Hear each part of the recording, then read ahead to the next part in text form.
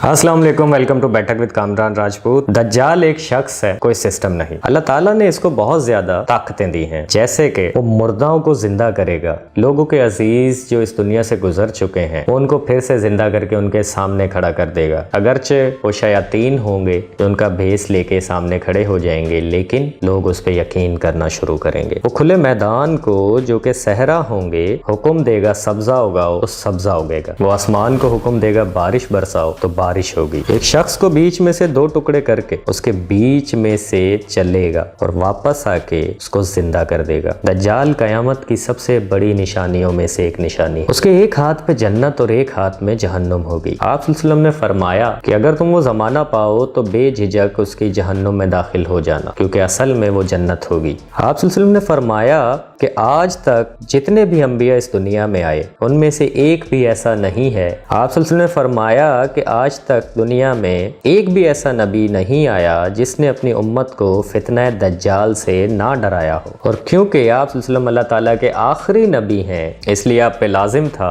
कि आप दज्जाल की निशानियों को खोल खोल कर उम्मत के सामने रखते, और आप सल्लल्लाहु अलैहि वसल्लम ने ऐसा ही किया। लेकिन ये सब इतना आसान नहीं है, क्योंकि एक तरफ आप सल्लल्लाहु अलैहि वसल्लम ने दज्जाल के बारे में बताया कि वो बाईं आंख से काना है, उसके बाल घुंघरियाले हैं, उसकी पेशानी चौड़ी है, उसकी रंगत गंदुमी है और उसकी दोनों आंखों के दरमियान काफ फा रा लिखा हुआ है। और ये इतना वाज़े है कि इसको एक पढ़ा लिखा और अनपढ़ ईमान वाला शख्स आसानी से पढ़ लेगा। वहीं दूसरी तरफ आप सल्लल्लाहु अलैहि वसल्लम ने अपनी उम्मत को इस फितने से डराया भी है और फरमाया कि कयामत तक आने वाले फितनों में दज्जाल सबसे बड़ा फितना है। अब जब आप सल्लल्लाहु अलैहि वसल्लम ने इसकी तमाम निशानियां बताई हैं, यहाँ तक के वो कहाँ है और वो कहाँ से खुरूज करेगा, तो सवाल ये है कि दज्जाल आखिर इस दुनिया में कहाँ है और वो कब खुरूज करेगा। वो जमाना आ गया है और क्या हम ही वो लोग हैं जो दज्जाल का जमाना देखेंगे? पहले हम ये जानने की कोशिश करते हैं कि आखिर दज्जाल कहाँ हो सकता है। इसको जानने के लिए पहले हमें एक सहाबी रसूल जिनका नाम हजरत तमीम दारी रज़ियल्लाहु ताला अन्हो है, उनके एक समंदर के सफर का जायजा लेना होगा, क्योंकि वो अपने सफर में दज्जाल से मिले थे, जिसको बाद में आप सल्लल्लाहु अलैहि वसल्लम ने सही भी करार दिया। ये सही मुस्लिम की एक तवील हदीस है, जिसके मुताबिक आप सल्लल्लाहु अलैहि वसल्लम के एक सहाबी हजरत तमीम दारी जब इस्लाम कबूल करने के लिए आप सल्लल्लाहु अलैहि वसल्लम की खिदमत में हाजिर हुए तो उन्होंने आप सल्लल्लाहु अलैहि वसल्लम को अपने एक समंदरी सफर के बारे में बताया। हज़रत फ़ातिमा बिनते कैस रज़ियल्लाहु ताला अन्हुमा से रिवायत है कि एक रोज़ आप सल्लल्लाहु अलैहि वसल्लम ने नमाज के बाद तमाम सहाबा रज़ियल्लाहु ताला अन्हो को मस्जिद में बैठे रहने का हुक्म दिया। मैं तमाम औरतों की पहली सफ़ के अंदर मौजूद थी और फरमाया कि मैंने तुम्हें आज कोई अल्लाह का पैगाम या नसीहत सुनाने के लिए नहीं बुलाया, बल्कि वो कुछ बयान करने के लिए बुलाया है जो तमीम दारी ने आज इस्लाम कबूल करने के बाद मुझे बयान किया। वो कहते हैं कि मैं अपनी जवानी के दिनों में अपने 30 साथियों के साथ अरब के मशरिक के अंदर समंदरी सफर पे था कि अचानक से मौसम खराब हो गया। ऊंची ऊंची समंदरी लहरें उठने लगी। मौसम इतना खराब हो गया कि हमारा जहाज 1 महीने तक समंदर में हिचकोले खाता रहा। हम लोग कहाँ पर हैं, कहाँ जा रहे हैं, कहाँ पे मौजूद हैं, हमें इसका कोई इल्म नहीं था। हमने अपने जहाज से छोटी कश्तियां उतारी और अलग अलग जगह पर लोगों और खाने की तलाश में निकल गए। मैं अपनी कश्ती में कुछ लोगों के साथ एक जजीरे पर पहुंचा, पर एक अजीबो गरीब जानवर हमने अपने सामने खड़ा देखा, जिसका जिस्म बालों से मुकम्मल तौर पर भरा हुआ था। ये चीज़ इंसानों की तरह बातें कर सकती थी। हम लोग उसको देखकर डर गए कि आखिर ये क्या चीज़ है। मैंने पूछा कि तुम क्या बला हो, तो उसने जवाब दिया कि मेरा नाम जस्सासा है। हमने पूछा कि तुम क्या चीज़ हो, तो उसने जवाब दिया कि ये सब बातें छोड़ो, बल्कि मैं तुम्हें अपने मालिक से मिलवाता हूँ। वो जो सामने मंदिर है वहाँ वो शख्स तुम्हारा बड़ा बेसब्री से इंतज़ार कर रहा है। तमीम दारी कहते हैं कि हम उसके पीछे उस मंदिर में दाखिल हुए तो हमने एक बहुत बड़ी जिसामत के शख्स को अपने सामने जंजीरों में बंधा हुआ देखा। इससे बड़ी जिसामत का शख्स हमने आज से पहले कभी नहीं देखा था। उसके हाथ उसकी गर्दन से बंधे हुए थे और उस शख्स ने आते ही हमसे कुछ सवाल किए। पहला सवाल ये था कि मुझे बैसान की खजूरों के बारे में बताओ कि क्या वहाँ अब भी दरख्तों पर फल आते हैं। हमने कहा कि हाँ, बिल्कुल आते हैं। वो कहने लगा कि वहाँ बहुत जल्द कोई फल नहीं आएगा। फिर कहने लगा कि मुझे तिब्रिया की झील के बारे में बताओ। کیا اس میں اب بھی پانی باقی ہے؟ ہم نے کہا کہ ہاں بہت زیادہ پانی ہے۔ اس نے کہا کہ بہت جلد یہ بھی خشک ہونے والا ہے۔ اس کے بعد اس نے یہ کہا کہ مجھے زہر کے چشمے کے بارے میں بتاؤ، اور اس کے بعد گولند کی پہاڑیوں کے بارے میں پوچھنے لگا، اور آخر میں کہنے لگا کہ مجھے اس امی پیغمبر کے بارے میں بتاؤ کہ اس نے اب تک کیا کیا۔ ہم نے جواب دیا کہ وہ مکہ سے نکل کر مدینہ کے اندر آباد ہو چکے ہیں۔ وہ یہ سن کر کافی حیران ہوا کہ کیا واقعی ایسا ہو چکا ہے؟ ہم نے کہا کہ ہاں بالکل۔ اس کے بعد اس شخص نے کہا کہ اب میں تمہیں بتاتا ہوں کہ میں کون ہوں۔ میں ہی دجال ہوں، اور بہت جلد یہ تمام نشانیاں پوری ہوتے ہی میں یہاں سے آزاد ہو جاؤں گا، اور میں پوری دنیا کے اندر جاؤں گا سوائے مکہ اور مدینہ کے۔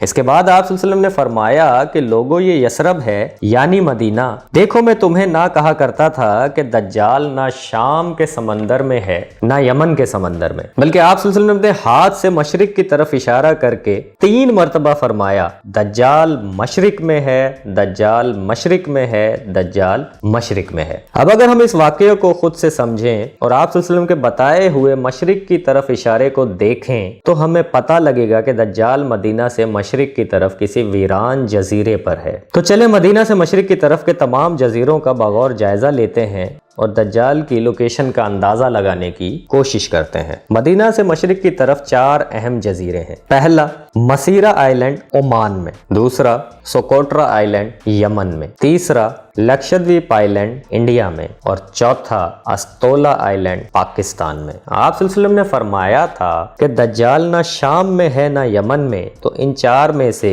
اب 2 جزیرے باقی رہ جاتے ہیں، لکشدویپ آئلینڈ اور استولا آئلینڈ۔ اب اگر مدینہ سے مشرق کی طرف ایک لکیر کھینچیں تو آپ کو شاید حیرانی ہو کہ یہ استولا آئلینڈ کی طرف اشارہ بنتا ہے، کیونکہ انڈیا کا آئلینڈ اس سے دور رہ جاتا ہے۔ پھر جیسا کہ حضرت تمیم داری کے سفر میں ایک آئلینڈ پر ایک مندر کا ذکر تھا، تو ہم آپ کو بتانا چاہیں گے کہ انڈیا کے آئلینڈ پر کوئی مندر نہیں ہے، جبکہ استولا پر کالی کا ایک قدیم مندر موجود ہے، اور شاید یہ وہی مندر ہے جہاں حضرت تمیم داری کی دجال سے ملاقات ہوئی تھی۔ اب آتے ہیں اس بات پر کہ دجال خروج کب کرے گا۔ جیسا کہ دجال نے حضرت تمیم داری سے سوالات کیے، تو اب اگر بغور جائزہ لیا جائے تو وہ سب نشانیاں پوری ہو چکی ہیں، اور شاید دجال آزاد بھی ہو چکا ہو اور اب تک دنیا کے سامنے نہ آیا ہو۔ جیسا کہ دجال نے سب سے پہلے پوچھا کہ بیسان کی کھجوریں پھل دیتی ہیں یا نہیں، جو کہ تمیم داری نے بتایا کہ وہ پھل دیتی ہیں، پر اب وہاں پر کوئی باغ نہیں، اور 1948 میں اس علاقے پر اسرائیل نے قبضہ کر لیا تھا۔ اس کا دوسرا سوال تبریہ کی جھیل کے بارے میں تھا۔ یہ جھیل اب یہودیوں کے قبضے میں ہے اور 100 سال کی کم ترین سطح پر پہنچ چکی ہے اور آہستہ آہستہ خشک ہونے کے قریب ہے۔ تیسرا سوال اس نے اسرائیل کے اندر موجود زوگر کے چشمے کے بارے میں پوچھا، اس پر بھی اب یہودیوں کا قبضہ ہے۔ اس کے بعد اس نے گولان کی پہاڑیوں کے بارے میں پوچھا، جن کو 1967 کی جنگ کے بعد اسرائیل نے شام سے چھین لیا تھا، اور اس پہاڑی علاقے کی سب سے اونچی چوٹی ہے جبل الشیخ، جہاں سے ایک طرف سے بیت المقدس اور دوسری طرف سے دمشق نظر آتا ہے۔ گولان کی پہاڑیوں کے ساتھ ہی زگر کا چشمہ، یہیں پہ تبریہ کی جھیل، یہیں پہ بیسان کا علاقہ، تو دجال کے پوچھے جانے والے سب سوال یہیں سے ہوں، یہ اتفاق نہیں ہو سکتا، کیونکہ جب امریکہ نے مارچ 2017 کے اندر آفیشلی طور پر گولان کی پہاڑیوں کو اسرائیل کے قبضے میں دے دیا، تو یہ صورتحال بالکل صاف ہو گئی کہ دجال کے سب سوال گولان کی پہاڑیوں کے لیے تھے، کیونکہ جنگ کے دوران اونچی جگہ کی اہمیت بہت زیادہ ہوتی ہے جبکہ باقی جگہ میدانی ہو، اور دجال انہی پہاڑیوں کو اپنا ہیڈ کوارٹر بنا کر استعمال کر سکتا ہے۔ بائبل کے مطابق دجال کی جنگ کا میدان اسی علاقے کو بتایا گیا ہے، اور اس کا ذکر احادیث مبارکہ سے بھی ملتا ہے۔ اب اگر اس سب پس منظر کو سامنے رکھا جائے تو یہودیوں نے ہر اس جگہ پر قبضہ کر لیا ہے جو دجال نے سوالوں میں پوچھی تھی، تو اس کا مطلب ہے وہ اپنی جنگ کی تیاریاں کر رہے ہیں اور ہم سب بے فکر گھوم رہے ہیں، وہ صرف دجال کا انتظار کر رہے ہیں۔ ہم ان سب باتوں کو سمجھنے کی ضرورت ہے، کیونکہ وہ وقت اب دور نہیں جب دنیا کی پیدائش سے قیامت تک پیدا ہونے والا سب سے بڑا فتنہ دجال ہمارے بیچ میں موجود ہوگا۔ سوچیں اس وقت ہم کیا کریں گے۔ یہودی اپنی تیاری کر رہے ہیں، اپنے مسیحا کا انتظار کر رہے ہیں، اور پھر وہی ہوگا جو آپ صلی اللہ علیہ وسلم نے 1400 سال پہلے بتا دیا تھا۔ اس لیے غفلت کی نیند سے جاگیں، اٹھیں اور اپنے ایمان کو مضبوط کریں، اور تیار رہیں اس جنگ کے لیے جیسی جنگ اس دنیا نے نہ دیکھی نہ اس کے بعد دیکھے گی۔ ہمیں امید ہے اس ویڈیو کے بعد آپ سب اپنی زندگیوں میں بہتری لانے کی کوشش کریں گے اور اپنے ایمان قرآن کی حفاظت کریں گے۔ ملیں گے ایک نئی ویڈیو میں، ایک نئی بیٹھک میں، جب تک کے لیے اپنا خیال رکھیے گا۔ اللہ حافظ۔